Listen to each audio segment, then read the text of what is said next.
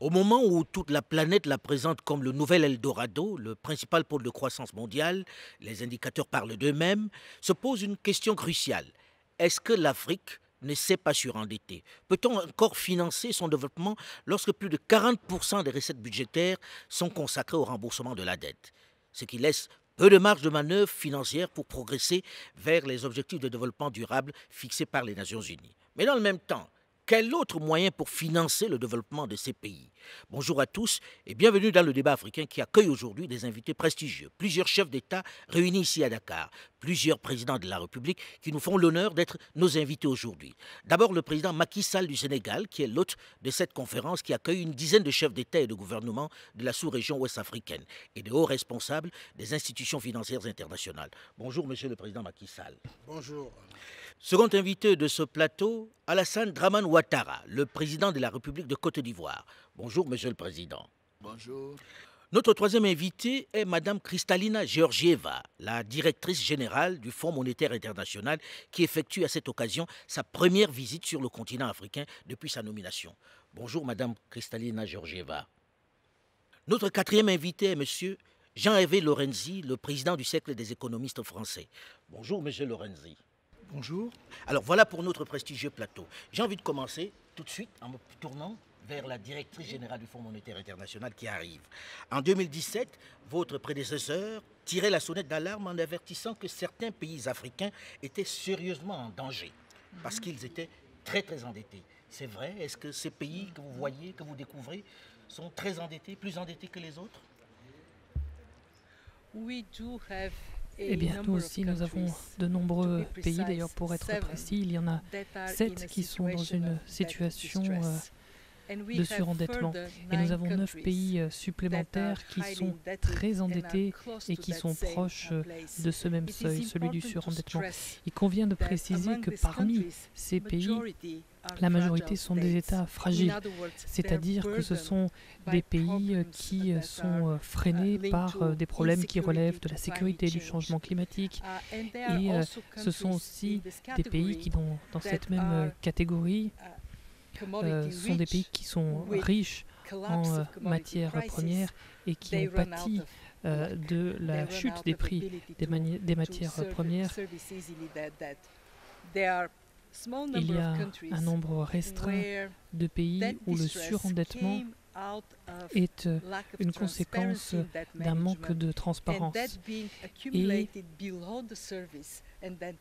accumulé à d'autres difficultés, ça a joué un mauvais tour à ces pays. Mais il y a beaucoup de pays en Afrique qui sont très prudents dans la gestion financière et la dette a été utilisée au service de la croissance et de la prospérité dans de nombreux pays africains. Donc il faut rester prudent. Évidemment, il y a un problème de dette en Afrique. D'ailleurs, il y a un problème de dette dans le reste du monde. Qu'il y a cette situation. Non, ça ne concerne pas que l'Afrique. Il y a beaucoup de pays qui ont des niveaux de dette très élevés et on se pose la question de savoir pourquoi. Et une des grandes raisons, c'est tout simplement parce que les emprunts ont été très faciles ces derniers temps avec des taux d'intérêt très bas. Et si on emprunte à des fins utiles pour financer le développement, eh bien finalement c'est une très bonne stratégie. Toutefois, si l'emprunt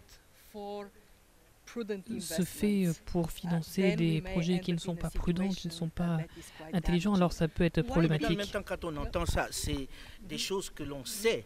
Est-ce qu'on n'a pas l'impression qu'on infantilise un peu ces dirigeants-là en leur disant « vous êtes trop endettés » ou bien c'est votre rôle de tirer la sonnette d'alarme? Écoutez, moi je pense que nous, en tout cas, au FMI, on s'attaque à la question de la dette de manière très holistique. On s'intéresse à la dette dès lors qu'elle n'est plus viable dans nos pays membres. D'ailleurs, je tiens à souligner que nous avons un point de vue très positif sur les pays africains qui sont les moteurs de la croissance pour le continent et pour le reste du monde. Nous avons 25 pays en Afrique qui font rougir de honte le reste du monde, puisque les taux de croissance sont à 6, 7, 8%. Et d'ailleurs, sur ce panel, nous avons des chefs d'État de pays qui s'en sortent très bien. Quand on dit ça, on a 2 leaders de cette croissance sur ce plateau. Les gens se disent, on veut bien que ce soit des leaders, mais est-ce qu'ils n'empruntent pas trop? Est-ce que vous n'empruntez pas trop sur le marché? Est-ce que vous n'êtes pas surendetté, monsieur le président Alassane Dramane Ouattara? Non, pas du tout. En fait, le pourcentage de la dette sur la richesse nationale, le PIB, en Côte d'Ivoire est de 48%. Ce pourcentage était de 66% en 2011. Bon, c'est dire qu'en réalité, il y a eu une baisse, mais c'est parce qu'il y a eu l'effacement de la dette dans le cadre de l'allègement pour les pays pauvres très endettés. Bon, ceci étant maintenant, la question de l'endettement dépend de la capacité du pays à montrer ses atouts pour emprunter. Si vous n'êtes pas bien géré, vous allez emprunter à un taux très élevé. Si vous êtes bien géré, les taux seront plus bas. Et nous avons donné la priorité en Côte d'Ivoire au financement par le secteur privé. Bon, le secteur public, les conditions sont à négocier, ce n'est pas aussi extraordinaire que ça. Et nous avons pu, en maintenant ce taux d'endettement à 48%, réaliser depuis 7 ans des taux de croissance moyens de 8% par an. C'est dire que c'est possible. C'est possible, mais est-ce qu'on n'hypothèque pas l'avenir des générations à venir? Est-ce qu'on n'emprunte pas trop? Est-ce qu'ils vont être capables de supporter la dette? On a des pays où on emprunte encore pour payer la dette. Oui, mais écoutez, chaque pays se gère en fonction de sa capacité et de ses dirigeants. C'est des choses dont on doit tenir compte. En tout cas, nous en tenons compte.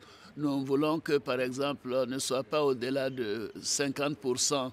On n'atteint pas 50% avant 2020, on ne soit pas à plus de 55% en 2025 et on ne veut pas que le remboursement de la dette dépasse 17 à 18%, 20% des recettes fiscales. Comme ça, le reste peut faire les dépenses de fonctionnement, l'investissement et ainsi de suite. Alors, Monsieur le Président Macky Sall, on entend ça et là dire oui, on emprunte, mais c'est souvent des emprunts pour des infrastructures de prestige, pour des choses de prestige. Que répondez-vous à cela? Est-ce que ces emprunts sont vraiment nécessaires? Est-ce que ces infrastructures sont vraiment nécessaires pour le développement? Est-ce qu'il n'y a pas un peu de prestige dans tout ça? Alors, je voudrais d'abord quand même remettre les choses un peu à l'endroit sur la perception que l'Afrique est surendettée. Ce n'est pas tout à fait exact. Et la directrice générale du Fonds l'a bien spécifié, elle a donné des cas précis où on a un stress sur la dette, où on a un risque élevé de surendettement. Il y a des pays qui se comportent très bien, qui sont à risque modéré, et il y a des pays même qui sont à risque faible. Donc, on ne peut pas généraliser quand il s'agit de l'Afrique. Malheureusement, on a tendance souvent, parlant de l'Afrique, de généraliser les situations. Donc, l'Afrique n'est pas surendettée, c'est ma conviction. J'ai indiqué ce matin que l'endettement global du continent est autour de 45% en 2018, comparé à notre PIB, au moment où on est à plus de 255% au niveau global, au niveau mondial. Donc, vous voyez que toute proportion gardée, on peut considérer que de façon globale, l'endettement de l'Afrique est quand même dans une moyenne acceptable, une moyenne même qu'il faut consolider. Ce qui n'exclut pas des cas où certains pays sont vraiment en situation un peu difficile, parce que si on n'arrive pas à mobiliser suffisamment de recettes internes, suffisamment de fiscalité pour non seulement payer les services de la dette et les salaires, il va de soi que le développement n'est pas possible dans ces conditions.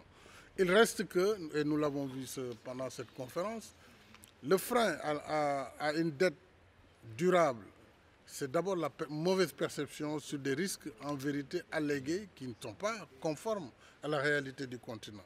Et cette perception du risque alourdit l'endettement, renchérit le crédit.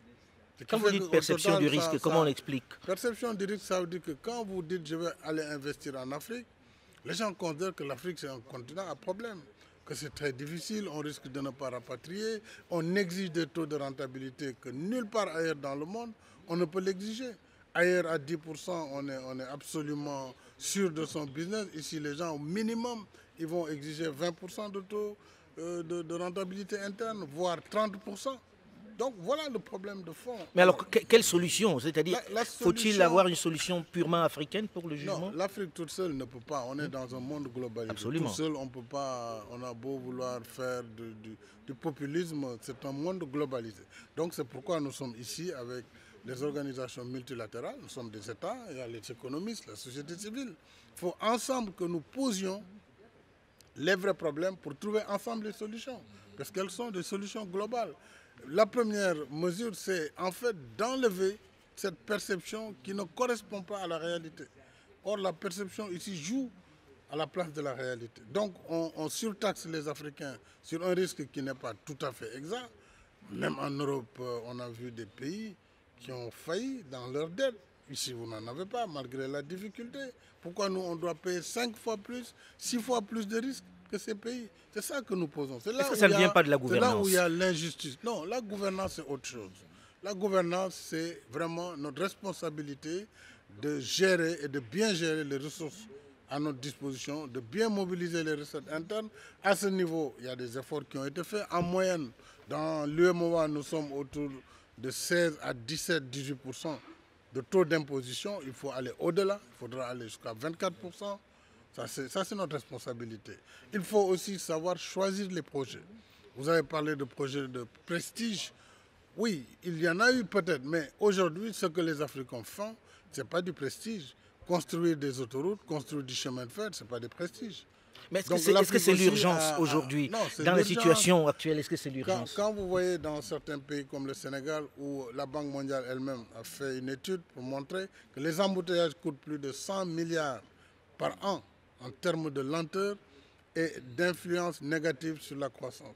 Donc faire des infrastructures qui permettent une mobilité optimale n'est pas du tout une dépense de prestige. Faire de l'électricité, ce n'est pas une dépense de prestige. C'est un nécessaire besoin des populations. Donc il n'y a rien de prestigieux dans ce que nous faisons. Et Alain, moi, je voudrais dire que la directrice générale vient de le dire, sur les 54 pays africains, il y a vraiment 17 seulement qui sont considérés comme ayant un endettement excessif. C'est comme le président Macky Sall le disait, donc 17 pays sur 54, et on continue de globaliser le continent africain et de dire que ça va mal partout. Donc ça élève le risque, donc les taux d'intérêt pour l'endettement, pour les assurances, pour les entreprises privées, ainsi de suite. Madame Joriva. Alors moi j'aimerais parler de 2 points. Tout d'abord, quand on s'intéresse à l'histoire, on constate que les pays qui étaient pauvres et qui sont devenus riches, et qui sont devenus riches sans ressources naturelles, ils l'ont fait en se reposant sur 3 facteurs. Tout d'abord, l'infrastructure, ça veut dire aujourd'hui l'infrastructure numérique aussi. Ensuite, l'éducation et le capital humain et l'état de droit, la bonne gouvernance. Et c'est sur ces piliers-là que l'Afrique doit se concentrer. Le problème qu'on constate, c'est le 2e point, les personnes qui regardent l'Afrique de l'extérieur, ces personnes n'arrivent pas vraiment à distinguer les pays qui ont des problèmes de gouvernance et ceux qui ont une bonne gouvernance. Et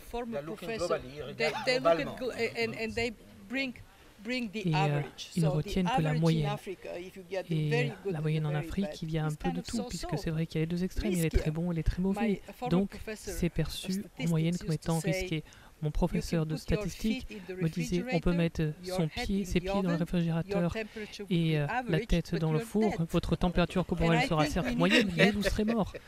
Donc moi, je pense qu'il faut absolument distinguer et présenter au monde entier de manière très systématique ce qui se fait de bien, de très bien en Afrique et puis ce qui se fait de moins bien et de très mal. C'est notre responsabilité en tant qu'organisation internationale. Est-ce que vous êtes équipé aujourd'hui pour voir ça? Parce que quand on parle du Fonds monétaire international, je sais que le président Alassane Dramane Ouattara y était, on se disait qu'ils étaient déconnectés de la réalité africaine, qu'on prenait des décisions là-bas à Washington avec les canaux américains. Est-ce qu'aujourd'hui, sur place, vous avez des gens qui tiennent compte de ce qu'il dit au Sud. Bon, écoutez, d'abord, je vais commencer par vous dire que dans 35 pays africains, nous avons une présence locale. Après, il faut bien voir que l'on travaille comme un système. La Banque mondiale, par exemple, travaille énormément sur le terrain avec la Banque africaine de développement en Afrique, les institutions des Nations Unies.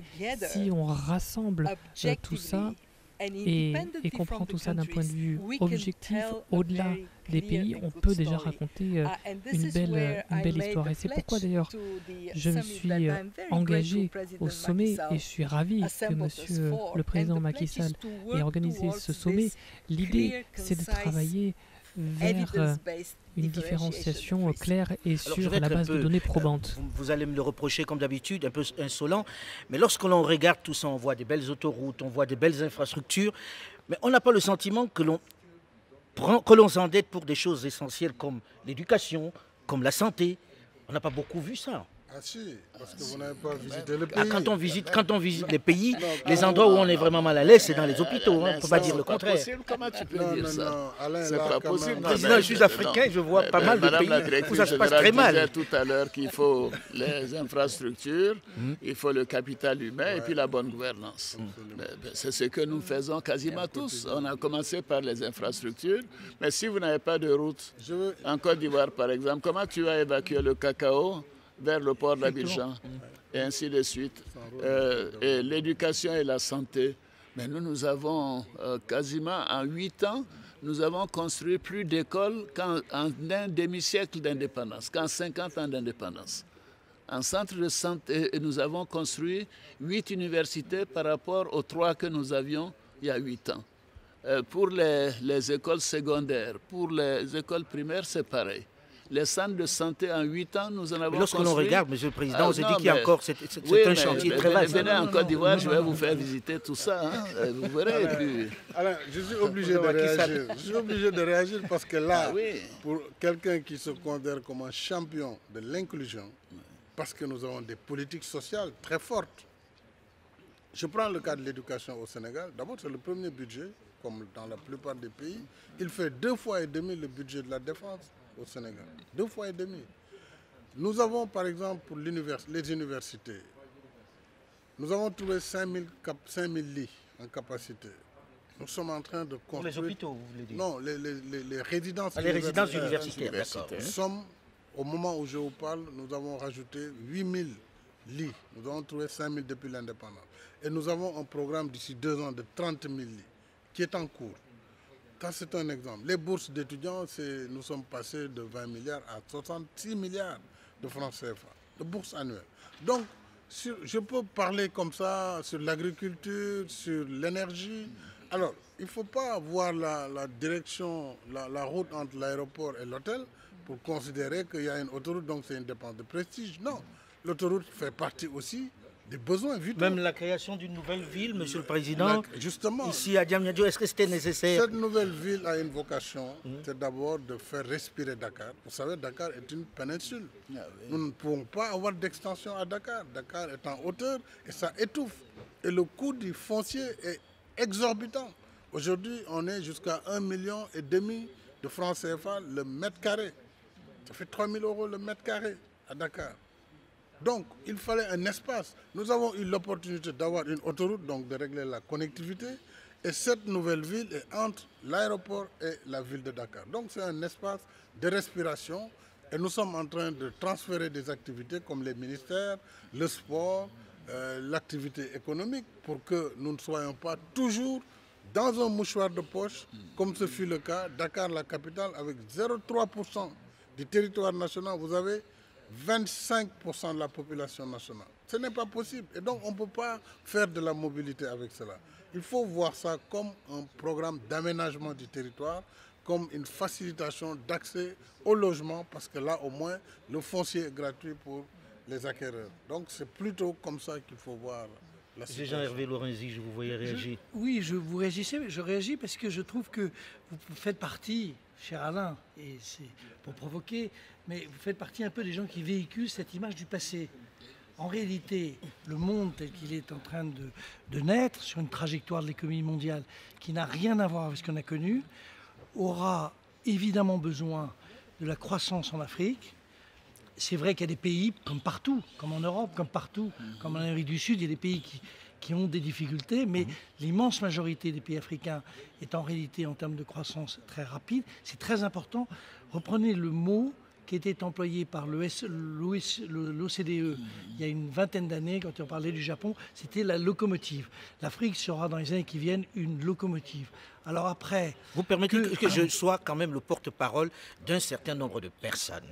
Je veux dire, oui, sur les papiers, c'est très bien, mais on rencontre les gens dans la rue qui se disent, bon, on nous parle de croissance, on nous parle de croissance. Oui, mais, nous, on ne voit pas ça. Nous, on ne mange pas la croissance. Ça, c'est normal. Tout le monde ne peut pas avancer au même rythme. Il y a des gens qui avancent plus vite que d'autres, il y a des défavorisés.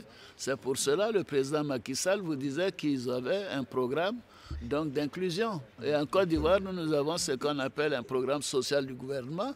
Et maintenant, nous y consacrons 1000 milliards de francs CFA.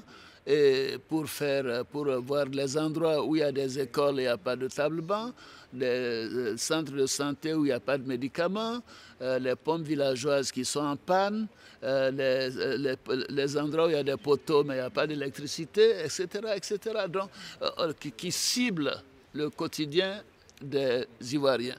Et c'est un peu partout comme ça. Nous reconnaissons que la croissance globale ne peut pas profiter à tout le monde au même rythme. Donc il faut cibler les plus faibles. Et nous avons le programme des bourses alimentaires que le Sénégal aussi a, où nous donnons tous les trimestres de l'argent à pratiquement 150 000 familles, à condition que ces familles envoient leurs enfants à l'école, les vaccinations se fassent et ainsi de suite. Je ne veux pas monopoliser la parole. Non, juste tout prend du temps. Si je prends l'Europe, il a fallu presque un siècle pour qu'elle se développe. Et vous savez, les conditions de vie entre le début du 19e siècle et la fin du 19e siècle n'avaient rien à voir. Et aujourd'hui, le mot de croissance inclusive ou de développement durable, d'une certaine manière, il est en train de naître ici. Curieusement, parce que c'est le président Macky Sall qui, le premier, avait évoqué ce thème dans des rencontres à Aix-en-Provence. Mais sur le fond, cette idée qu'on va croître, mais qu'il faut faire aussi attention à ceux qui sont en difficulté, et c'est vrai qu'il y en a, c'est en réalité ici que c'est né. Alain, je vais juste, si tu permets, dire que la croissance se mange, contrairement à ce qu'on veut démontrer. La croissance, c'est la production de richesses. Ces richesses produites, c'est des emplois qui produisent la richesse. Quand vous avez un accroissement des productions agricoles, c'est des emplois ruraux, des emplois agricoles qui permettent d'augmenter les rendements, qui permettent de donner cette croissance. Donc la croissance génère l'emploi et l'emploi génère les salaires. Ce sont les salaires qui servent à la consommation. Donc on ne peut pas dire comme ça, on ne voit rien, rien ne bouge. Non, ce n'est pas conforme à la vérité. Maintenant, comme a dit le président Ouattara, tout le monde n'est pas au même niveau, au même rythme, c'est vrai. Tout n'est pas parfait non plus dans le système public. Nous avons des défis dans nos hôpitaux, nous avons des défis dans l'éducation. Pourtant, ce sont les secteurs qui sont les plus dotés. Les plus dotés, c'est l'éducation, c'est la santé. Mais il y a des défis. Mais même dans les pays développés, il y a des défis dans ce secteur. Il faut que nous soyons tolérants. Il faut que nous sachions que ce n'est pas facile, mais nous devons arrêter de nous auto-flageller. Mais c'est que les attentes sont grandes. Pour dire que rien n'est fait, c'est vraiment... Les attentes sont importantes. Oui. Les gens viennent de très très loin, Madame Georgieva. Surtout quand vous reprochez à l'époque de ne pas tellement vouloir investir dans ces secteurs-là, d'être ceux qui se disaient, bon, ce secteur n'est pas bénéfique, on n'y gagne pas de l'argent, donc on ne va pas y mettre notre argent, on ne va pas financer. Manifestement, le message qui ressort pour toutes les personnes qui écoutent et qui nous regardent, c'est qu'il y a des pays en Afrique où il n'y a pas d'investissements qui sont faits, et ça, c'est malheureusement les pays concernés qui en pâtiront. Mais je rejoins ce que vous disiez tout à l'heure. En effet, le développement, ça prend du temps. C'est pas comme une tasse de café instantanée.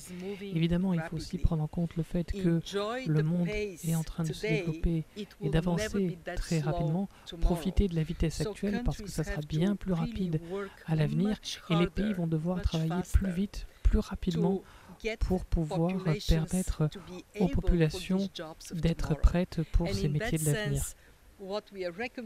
Et nous, ce qu'on recommande d'ailleurs dans ce contexte-là, et ça va dans le sens de ce qu'on a entendu jusqu'à maintenant, nous, ce qu'on recommande, c'est que les gouvernements se concentrent sur l'augmentation des recettes nationales et que ces efforts soient bien plus conséquents que ce qu'on a pu voir ces derniers temps. Il y a entre 3 et 5% de PIB qui sont sous-utilisés en termes de génération potentielle de recettes publiques. Le PIB de l'Afrique, c'est 1 700 milliards de dollars. Imaginez ce qu'on pourrait faire avec une augmentation de seulement 1%. En termes d'investissement dans le capital humain, les infrastructures, etc. Donc moi, mon message est le suivant. Il n'y a pas suffisamment de temps pour prendre le temps et rattraper le reste du monde dans la pression fiscale. Il faut avancer rapidement parce que le monde, lui, va très vite. Lorsque l'Europe était en train de se développer, on se déplaçait d'un endroit à un autre en Europe à cheval. Maintenant, on a des iPhones. Il faut ajouter que l'Europe a eu le plan Marshall. L'Europe a eu le plan Marshall. Ce que nous n'avons pas. Donc, il faut compter sur nous-mêmes. C'est ce que nous faisons. Ce matin, nous l'avons dit à l'agenda 2063, qui nous donne une perspective. Mais la réalité, c'est que dans beaucoup de pays africains, les choses avancent. Et ça va beaucoup mieux. Bon, il y a une quinzaine, une vingtaine de pays. Ce qui est beaucoup. Ce qui est trop. Non, Alain, je suis d'accord. Ce que nous voulons, c'est que tous les Africains améliorent leur quotidien, etc. Qu'il y ait un peu d'eau potable un peu partout. La santé, l'énergie, les infrastructures. Mais c'est l'ambition de tout président, j'imagine. Mais quand ce n'est pas fait, nous sommes les plus malheureux. Mais ça demande des financements. Et le financement pose le problème de la dette. Et c'est pour cela que moi je remercie Macky Sall et Mme Georgieva de nous avoir conviés à cet échange. Quelque chose de très important, ce qui était le plan Marshall. Il faut se souvenir qu'en 1947, l'Europe était dévastée. Les taux d'intérêt, on ne pouvait pas investir. Personne ne voulait plus investir. Et il a fallu, en réalité, un geste énorme, immense, des États-Unis qui ont sauvé, développé.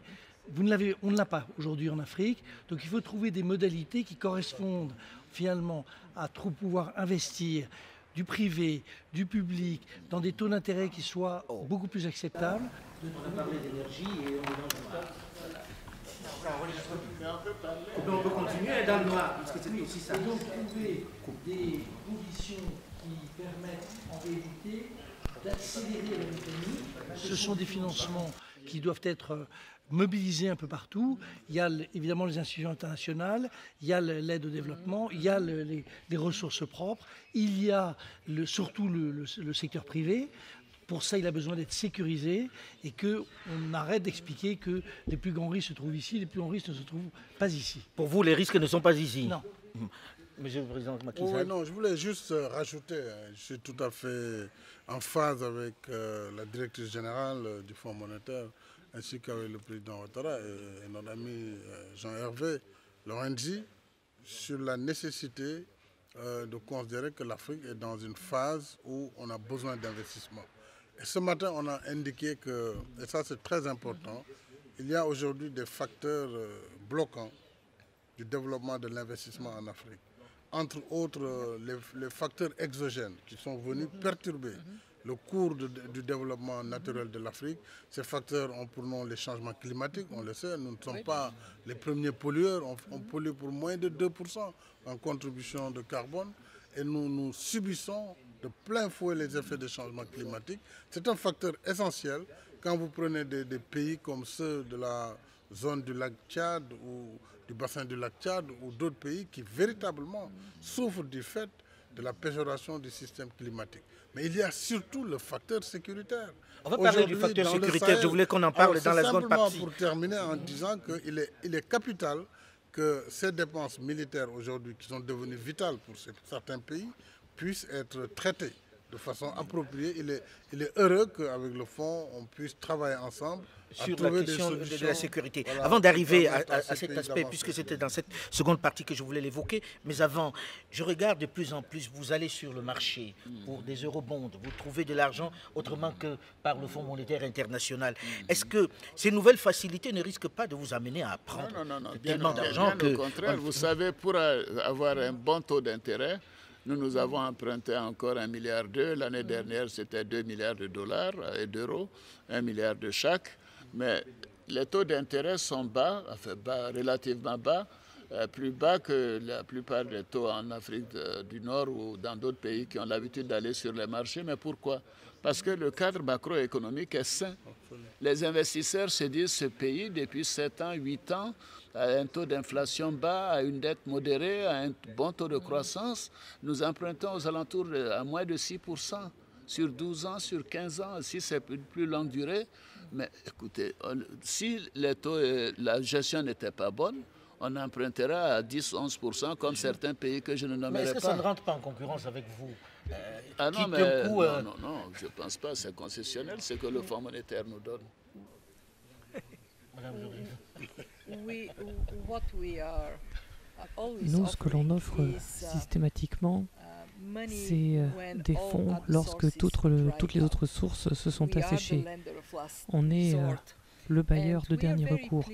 Et d'ailleurs, nous sommes ravis d'avoir des pays africains qui ont des programmes que nous ne finançons pas. La seule chose qu'on fait pour ces pays, c'est apporter une vérification et un peu de rigueur. Et j'aimerais voir davantage d'exemples de ce type-là en Afrique.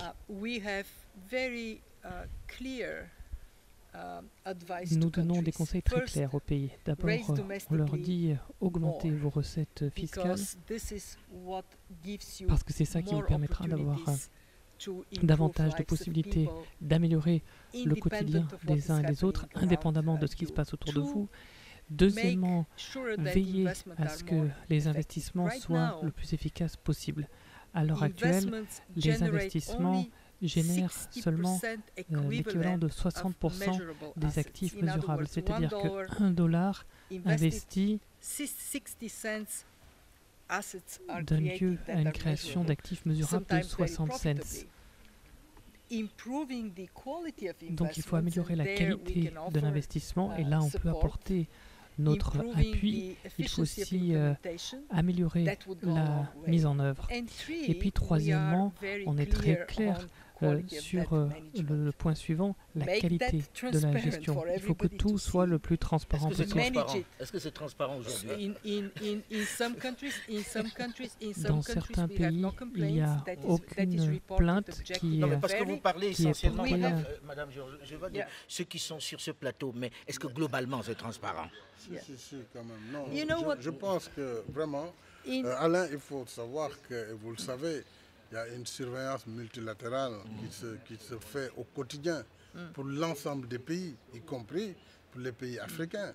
Aujourd'hui, il est très difficile de camoufler dans la comptabilité des États des choses qui ne sont pas conformes à la réalité. Très difficile. Parce qu'en vérité, ils sont là parmi nous, ils sont dans nos ministères, ils sont partout. Sur Internet. Donc on ne peut pas ils sont partout. Alors l'autre grand problème auquel on se trouve confronté l'Afrique, c'est celui... Et lorsque on trouve ces plaintes non signalées, on le dit au monde entier. Donc on les met sur la place publique. Ils ne peuvent plus prendre les avions. Alors, l'autre aspect, c'est la question de la sécurité sur nos territoires aujourd'hui, notamment dans le Sahel. L'Afrique est confrontée à l'insécurité. Doit-on s'endetter à nouveau, un peu plus gravement, pour financer cette guerre contre les djihadistes qui attaquent les États? Est-ce que, par exemple, le Fonds monétaire va accompagner cela, va dire, bon voilà, on ne va pas mettre ça dans les comptes habituels? Nous sommes de l'avis que lorsqu'il y a des chocs exogènes, comme les chocs climatiques par exemple, ou alors lorsqu'il y a un problème sécuritaire qui vient d'un pays extérieur, alors il faut que les pays qui souffrent puissent être aidés par la communauté internationale. D'ailleurs, nous voulons qu'il y ait une plus grande aide et davantage de financement pour aider les pays pour qu'ils puissent renforcer leurs capacités pour mieux protéger leur population. Et dans le droit fil de cela, nous, ce que l'on souhaiterait voir, c'est davantage d'attention sur les aspects liés au budget de la sécurité.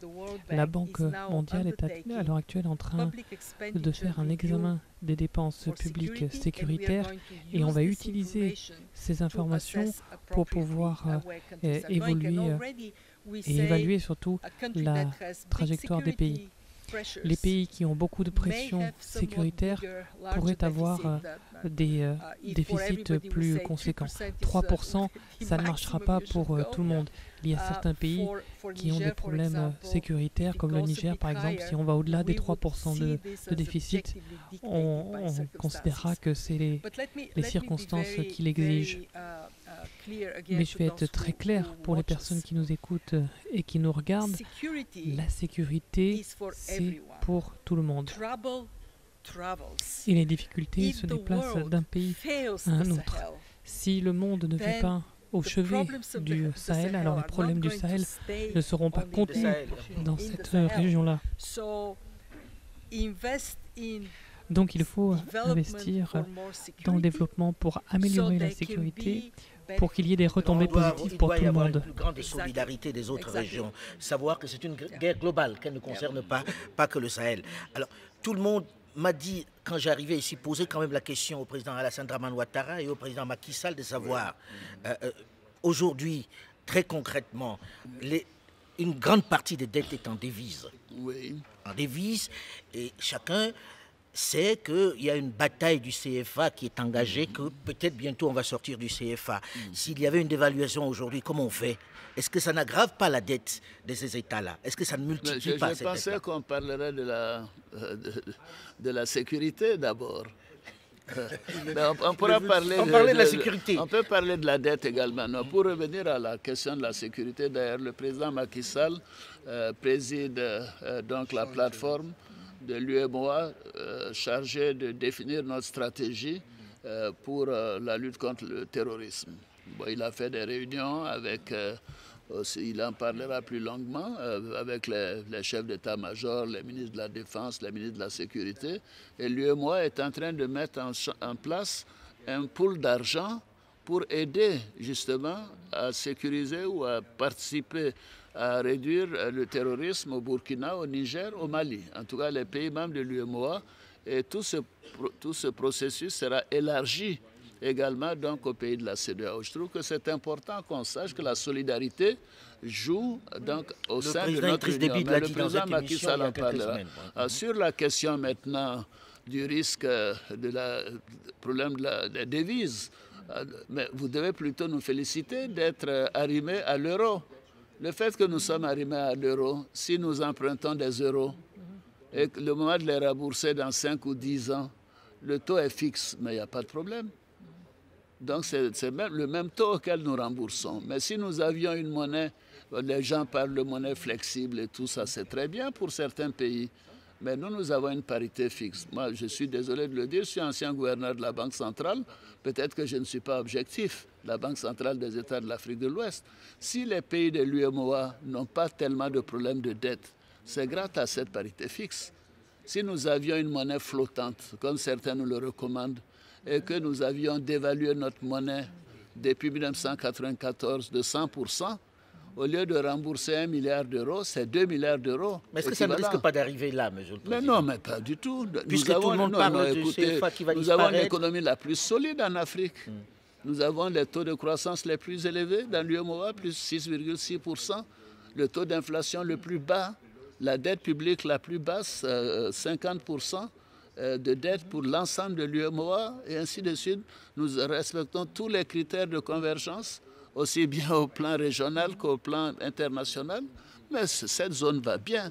Mais en même temps, si cette zone va bien, monsieur le Président, n'écoutez pas les populistes et les démagognes. Oui, mais il y a des chefs d'État qui quand même disent on va sortir notre argent mais non, pas de l'Afrique de l'Ouest. Ça, j'en suis sûr. Non, aucun. Ah bon?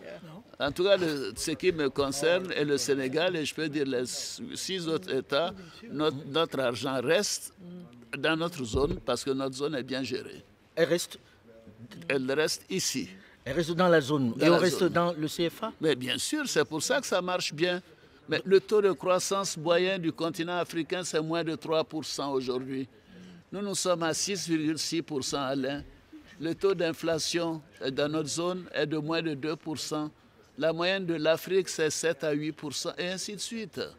Je pourrais continuer. Un mot d'économiste, mais il y a 15 ans, c'était très à la mode de dire qu'il faut la flexibilité de tous les taux de change. C'était une vision du monde qui était une vision d'un monde qui a disparu. Aujourd'hui, nous sommes confrontés, le monde entier, à des incertitudes, à des difficultés. Tout ce qui est solide, tout ce qui est organisé, tout ce qui est taux fixe, que ce qui est rapport fixe, est évidemment un plus. Ce serait de la simple folie. Je partage évidemment le problème du CFA, mais je veux dire, ce serait une folie, par exemple, qu'un pays européen quitte aujourd'hui la zone euro. Je me suis battu pour que des pays européens qui à un moment voulaient quitter la zone euro ne le fassent pas. C'est de la folie. Tout simplement parce que la situation est une situation tellement complexe dans le monde que ce n'est pas le moment d'en rajouter dans une sorte d'incertitude supplémentaire. Il est de l'UEMOA et je suis désolé de dire qu'on a entendu quand même sur notre antenne le président Patrice Talon évoquer le fait qu'il va retirer une partie de ses réserves. Non, vous mélangez. Il faut peut-être que vous expliquiez. Le président, il y a une incompréhension totale. Oui. Mais le président Alassane Ouattara, qui est le président en exercice de l'UEMOA, la conférence des chefs d'État, et qui préside nos travaux, a dit ce qu'il fallait dire sur la stabilité de la zone monétaire, sur la solidité du modèle macroéconomique de toute l'Union, sur la solidarité et sur la discipline. Et là-dessus, je pense que si on ne veut pas faire de politique politicienne, tout le monde reconnaît que le franc CFA aujourd'hui, peut-être c'est le nom qui gêne, est la monnaie la plus stable en Afrique de l'Ouest, c'est clair. Et elle a cours presque dans tous les pays. Dans tous les pays. Or, les autres monnaies n'ont pas cours dans la zone monétaire.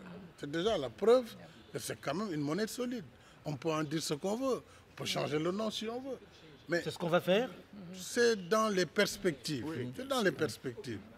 Parce que la perspective, c'est de dire on va aller vers une monnaie commune, mais une monnaie commune, il faut y aller avec tous les ingrédients. On ne se réveille pas, on dit on va vers là, on fait le saut. Il faut que tous les préalables soient réunis pour éviter à nos populations de connaître des changements qui peuvent déstabiliser nos pays. Parce que nous sommes habitués à des taux fixes. Nous sommes habitués à une inflation basse. Si du jour au lendemain, on veut rentrer dans une spéculation, mais vous aurez les paysans, vous aurez les jeunes, vous aurez les travailleurs dans la rue. On va détruire le pot qu'on avait commencé à construire. Donc, il faut y aller par étapes de façon responsable. Il est clair que nous sommes des chefs d'État engagés pour les intérêts de nos États, mais nous devons regarder bien à quel rythme nous devons aller vers ces réformes. C'est-à-dire vous ne cédez pas à la pression qui vient souvent de la rue, qui dit, bon, le CFA, il y en a marre, monnaie coloniale. C'est pas une question d'avoir, on ne décide pas du nom, de la valeur d'une monnaie dans la rue. Il y a une banque centrale dont c'est le travail. Et c'est ce que notre banque centrale est en train de faire. Mais à un moment donné, effectivement, nous avons décidé ensemble au sein de la CEDEAO que la monnaie va changer de nom, ça s'appellera l'ECO, mais ça se fera en temps voulu. Mais quant au taux de change flexible, comme le disait le professeur Lorenzi, faites attention. Mais je ne nommerai pas de pays, mais les pays qui ne sont pas membres de l'UEMOA en Afrique de l'Ouest ont tous quasiment des taux d'inflation de 10 à 20%. Alors vous vous rendez compte, un taux d'inflation de 5 à 10% pour donc une famille défavorisée qui doit acheter un sac de riz. Si tous les ans, le prix du sac de riz doit augmenter de 10%, mais c'est terrible pour cette famille. Et je peux donner d'autres exemples. Ça défavorise les pauvres. Bien sûr. Les modalités peuvent changer, Alain. Les modalités peuvent changer. On peut changer le nom, on peut changer tout ce qu'on veut. Mais la réalité, c'est que dans un monde aussi incertain, moi qui suis un peu plus âgé que vous tous, j'ai connu des taux d'inflation en France, aux États-Unis. Quand le président Carter a cédé la place au président Reagan, l'inflation était d'environ 10% aux États-Unis. Ça détruit des pays. Il faut faire très attention à ça. Or, les changements décidés comme ça, de changement de taux de change, c'est extrêmement dangereux, surtout dans la période que nous sommes en train de vivre. Il ne faut pas seulement parler de l'union monétaire, il faut aussi parler de l'union économique. Je pense qu'il faudrait parler un peu plus de l'intégration économique du continent africain. Comment est-ce qu'il y ait des accords de libre-échange au niveau continental et comment augmenter les échanges de pays à pays au sein de l'Afrique. Et ça, pour que ça puisse se faire, il faut des infrastructures qui relient les pays les uns aux autres et il faut aussi des qualités, des compétences qui puissent être partagées et achetées par les différents pays. Et ça suppose une bonne gouvernance partout. C'est ça peut-être la faiblesse. C'est ça peut-être votre faiblesse à vous, cette intégration régionale dont on parle. On en parle depuis tellement longtemps, l'ASLEC, etc. Où est-ce que tu tires tes informations, toi? C'est pas possible. Non, mais l'ASLEC, justement, en 2 ans, l'Afrique est passée de l'intention à l'acte, à la ratification. Nous avons travaillé tellement vite à l'échelle du continent, sous la présidence du président Issoufou que nous devons féliciter. Nous avons adopté la ZLECA. Aujourd'hui, elle est en vigueur. Ça veut dire quoi? Ça veut dire que les échanges entre Africains vont être boostés. Maintenant, il y a un frein, elle l'a dit, la directrice générale, c'est l'infrastructure. Par exemple, Dakar-Bamako, c'est 1200 km. En Afrique centrale, c'est pire. Alors, il faut reconstruire ce rail, il faut les rails entre tous les corridors, il faut les routes. Voilà ce que nous sommes en train de faire. Ça ne peut pas se faire en 5 ans, en 10 ans. Ce n'est pas possible. On ne peut pas exiger de l'Afrique aussi ce que l'Amérique a fait en 200 ans. Et puis on ne prétend pas que ça va se faire du jour au lendemain. C'est un processus. Chaque génération pose des actes forts et puis les autres continuent. Mais on ne peut pas tout nous exiger. Non, c'est pas vraiment, je suis tellement d'accord avec le président Macky Sall. C'est par étapes que ça va se faire. Regardez au niveau de la CEDEAO, il y a tout de même une bonne intégration. Et nous, le taux de commerce entre les pays africains est moins de 10%. Mais vous savez, la Côte d'Ivoire, pour le commerce intra-ouest africain, nous sommes à 30%. Alors, donc, ça veut dire que ça évolue. Bon, vous me direz qu'il y a le problème de la fermeture de la frontière du Nigeria avec le Bénin et le Niger. Bon, ce sont des accidents qui arrivent dans l'évolution de toute relation. Est-ce qu'il va y avoir une solution pour ça, Monsieur le Président? Parce que quand vous parlez de Zleka et qu'on voit le Niger, le Nigeria et le Bénin... Je peux comprendre que les gens puissent être sceptiques parce qu'il y a des écueils de ce genre, mais regardez zone par zone. La CEDEAO, quand même, globalement, marche bien, même s'il y a des entraves dues aux douaniers, dues aux obstacles entre les frontières ou même à l'intérieur des pays. Mais ce qui importe, c'est la volonté d'y aller. Et nous avançons. Alors, nous avançons pour que la ZLECA puisse être opérationnelle. Ça ne se fera pas dans 2 ou 3 ans, ça prendra du temps, mais ça va venir. Et c'est important de le faire. La dernière chose que j'ai envie de dire, puisqu'il faut que j'ai épuisé les sujets qui m'avaient été proposés par les internautes, par ceux que j'ai sur les réseaux sociaux qui disent « Oui, mais dans le même temps, on dit gouvernance, mais on voit les présidents, ils ne sont pas tellement dans la gouvernance. Il y en a qui veulent augmenter le mandat, qui veulent faire sauter les constitutions. Peut-être que vous allez être encore candidat, président. Madame Georgieva, elle vient juste d'être élue. Et vous? Moi, je ferai connaître ma décision dans 2020, j'ai toujours dit. Oui, j'ai la possibilité, vous me voyez, je suis en pleine forme, la Constitution m'autorise à le faire, donc c'est une décision personnelle. Et j'ai eu l'occasion de le dire. Mais les partenaires ont envie de savoir si Alassane Dramane Ouattara sera encore là prochainement ou pas. C'est important. Mais ce n'est pas une question de personne, c'est une question d'équipe. J'ai une très bonne équipe, le pays marche bien, les taux de croissance sont forts, il y a la paix, il y a la sécurité. Mais je crois fortement qu'il faut passer la main à une génération plus jeune. Je travaille à cela. Si je sens que je suis prêt l'année prochaine, je le ferai. Si vous n'êtes pas prêt? Macky Sall a pratiquement 25 ans de moins que moi. Mais donc, vous voyez, c'est vous dire pourquoi je pense sérieusement à passer la main à une autre génération. Je trouve ça normal. Ça fait 50 ans que je travaille. Qu'est-ce que je gagnerais à travailler encore plus longtemps? sauf si les circonstances exceptionnelles m'obligeaient à le faire. Vous n'allez pas faire un troisième mandat, président Macky Sall? Ce qui est étonnant, c'est que pour un président qui vient d'être réélu, non, on pose jamais, le débat déjà pour le anticipe. troisième mandat. C'est déjà un problème. Il y a un problème là. Moi, je viens d'être réélu, ça fait à peine 6 mois que le débat va se poser sur un troisième mandat éventuel. Donc, je dis, et ce que j'ai dit à mes amis politiques de mon bord, concentrons-nous pour faire de ce mandat une réussite. C'est ça l'enjeu. Là que l'opposition en fasse son débat, je peux le comprendre, parce que l'opposition doit toujours agiter les idées. Les partenaires économiques aussi ont envie de savoir s'il va y avoir des troubles, s'il va y avoir instabilité. Les partenaires doivent suivre, n'est-ce pas, l'évolution des pays. Ce sont des partenaires, ce n'est pas eux qui dictent aussi. Or, aujourd'hui, dans aucun pays développé, vous ne verrez un président élu et on pose déjà le débat. Mais parce qu'il ne tripatouille pas aussi la Constitution. On en a quelques-uns qui touchent quand même à la Constitution à tous les coups. Ah non, le Sénégal et la Côte d'Ivoire n'ont pas fait ça. Quelques-uns aussi au sein de... Regardez bien aussi en Europe. On trouverait des choses ici assez étonnantes. Vous savez, toujours donner l'impression que l'Afrique est un cas à part et que c'est particulier. Partout dans le monde, il y a à peu près les mêmes difficultés, les mêmes problèmes, les mêmes difficultés de gouvernance, les mêmes types de vote, les mêmes. Donc, je trouve qu'on a beaucoup de chance d'avoir des présidents. Comme le temps tourne malheureusement vite parce qu'on arrive au terme de l'émission, en un mot. I don't want us to forget one very important resource in Africa, Africa's women. Yes. I think if we get more economic opportunities for women in Africa, we would see many more jobs created. Today, an African woman entrepreneur is, on average, better than a man entrepreneur, but the man has 6 times more access to financing. So I would like us to recognize that there is a big resource Vous avez raison. for On a Africa. noté Vous avez raison. cet élément. Vous avez raison. Merci en tout cas d'avoir accepté de venir débattre ici. Je suis honoré que vous ayez accepté. Le président de la République plus la patronne du FMI sur un plateau, c'est pas commun. Merci d'avoir accepté d'en débattre tout à fait librement. Et puis merci Monsieur Lorenzi d'être là. Le débat africain s'est terminé pour aujourd'hui. Delphine Michaud, Olivier Raoul et Alain Foucault, nous vous donnons quant à nous rendez-vous la semaine prochaine, même heure, même fréquence, pour un autre débat africain. Dans un instant, une nouvelle édition du journal sur Radio France Internationale. À très vite.